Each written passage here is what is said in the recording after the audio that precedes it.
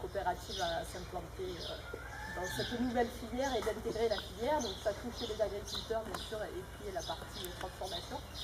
Et donc n'hésitez pas, nous on est, comme vous en avez un petit peu parlé, on est dans cette problématique, on sait qu'on commande des plants, à qui on commande des plants, comment on les met en place, est-ce qu'on a des planteuses qui font et les racinomies, les mini-modes, bon, on travaille sur tout ça. Là effectivement comme disait Florence, la sauge elle arrive beaucoup trop tard et donc elle a très chaud, il fait chaud, ça se passe comme pas à discuter ensemble, à partager le travail.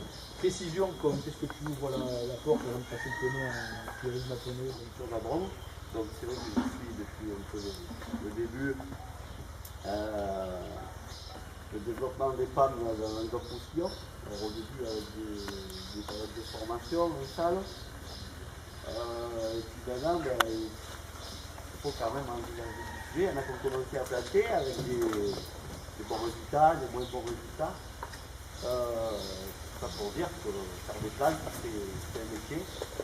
Et on ne s'épanouit pas producteur de plantes du jour au lendemain. Je pense que des journées comme aujourd'hui, c'est fait pour ça, pour montrer que tout le travail du sol avant les plantations, le type de plan, les périodes de plantation, les matériels qu'on peut utiliser derrière, c'est des choses qui vont s'éclairer un peu pour nous aujourd'hui, même si on a du mal à.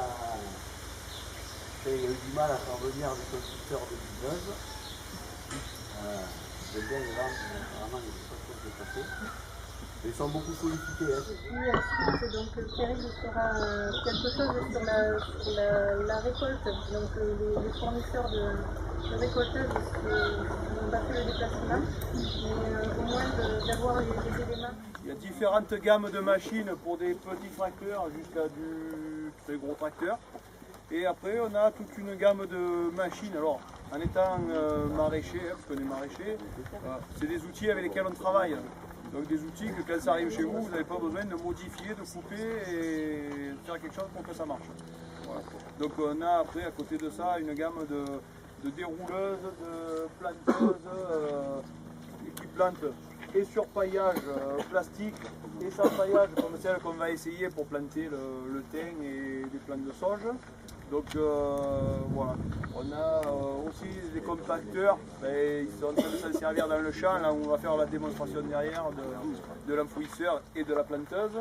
Voilà, donc on a tout ce qui est matériel de maraîchage et de binage, je dirais, mais en matériel monosème, quoi, en bineuse dirigée, en simple ligne ou multi-rang. Le producteur bio qui a mis cette dent au point. Lame-là a la particularité d'être très fine, donc il n'y a pas de résistance au point de vue pénétration dans le sol. Et c'est des dents que, quand on y tape dessus, elles vibrent. Donc en avançant un peu vite dans le sol, en fait, elles fragmentent le sol sans faire de gros blocs comme ça ferait avec un décompacteur à dents droite classique, droite ou incurvée. Ça fragmente le sol en profondeur, l'eau peut s'évacuer. La pointe qui peut se retourner. Donc on enlève deux mécanindules qui sont au milieu, on retourne la dame. Ce qui est très important parce que des compacteurs à dame Michel, tout le monde en monte à l'heure actuelle. Par contre, c'est les angles d'inclinaison des lames, qui est très important. Une lame 3-4 degrés de plus en avant ou en arrière, il faut 80-90 chevaux pour 4 dames. Là, on a un tracteur qui fait 80 chevaux pour 6 dames. Ça serait dans du terrain plus type maraîcher, il emmène 8 dames sans problème. Voilà. Donc, il y a une très grande importance sur comment il est fabriqué.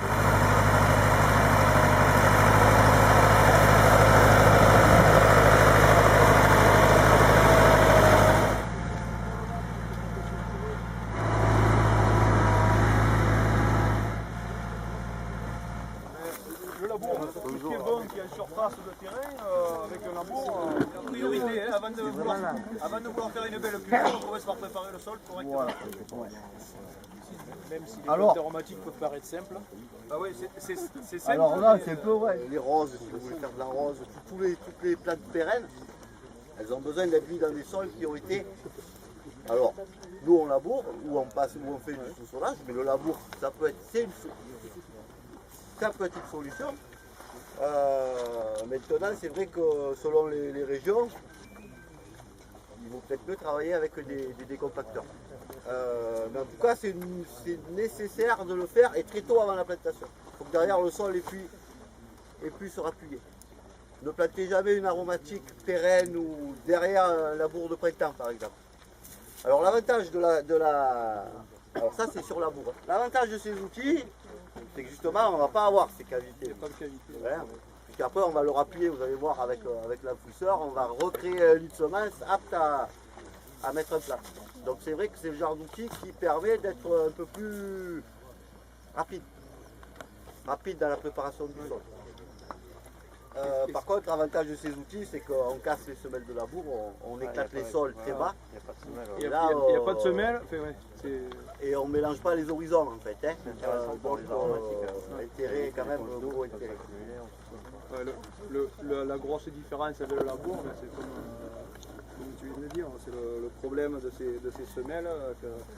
Tout dépend des terrains. Si c'est des terrains qui sont bien drainants, ça pourrait aller.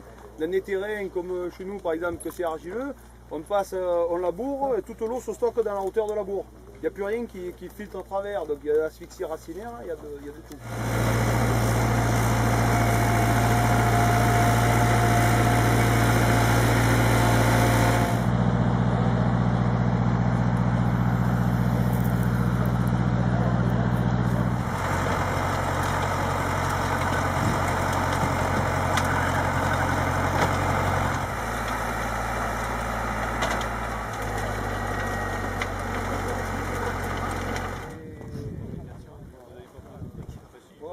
À Cavaillon, on a des terrains qui sont très argileux. Au bord de Durance, c'est de la pierre. Donc c'est des terrains où on n'arrivait pas à faire du bon terrain pour faire des plantations. Les semis, c'est pas la peine. Même en plantation, on avait des gros problèmes. Parce que dans les terrains argileux, en travaillant, comme ça se travaille, labour à l'automne, herse rotative au printemps quand c'est un petit peu séché, nous ça fait des montes qui sont à peu près comme le point ou comme le 2 points. Et qu'on n'arrive plus à reprendre, quoi. Donc à partir de là, on a fait une machine qui est capable de passer dedans. Donc on laboure plus, on passe des compacteurs, Adam Michel que vous avez vu tout à l'heure. La rotobêche, elle rentre, les bêches rentrent donc, dans le sens inverse qu'on avance et la terre est projetée derrière par l'effet de bielle. Ça c'est la même chose mais dans le sens inverse, donc ça arrache le sol. L'inclinaison des lames fait que ça fait pareil que la rotobêche mais dans l'autre sens, donc ça arrache le sol, ça le porte sur la bêche et ça le jette par-dessus le rotor. Donc le rotor fait un trou, ça ramasse les matériaux, enfin les matériaux et la terre, ça l'envoie par derrière. On a une grille arrière qui est auto-nettoyante puisque c'est que des ressorts qui vibrent les uns à côté des autres. Tous les éléments grossiers et la végétation est arrêtée par les ressorts qui amènent les éléments grossiers en fond de terrain. Ça met le gros et le fait est récupéré par la plaque arrière de la machine qui vient niveler le terrain. Là si vous regardez, c'est pas d'aplomb devant, derrière ça sort plat parfaitement. Il y a les disques qui sont de chaque côté, ça par exemple c'est une machine qui fait 2,10 m, mais la machine travaille en fait 2,30 m ou 2,40 m. Parce que le disque coupe à l'avant, envoie dans la machine et ça vient ressortir par les côtés de la machine. Vous voyez la terre fine qui ressort. Et on a la même pression après de sol, que ce soit sur les bords du terrain ou au milieu. On a toujours le même tassement de sol. Donc il peut faire une pluie après, on peut avoir des plants qui sont plantés et sur le bord, au milieu, on ne voit pas la différence. Et ça se fait en buteuse ou alors ça se fait en travail à plat. Voilà. Et c'est la base est toujours la même machine avec l'arrière qui est un peu différent. Là on a un rouleau donc, qui est à grille, c'est très important. Par contre, ce n'est pas du métal déployé comme pour se gratter les pieds, parce que si c'est un poil humide, ça colle.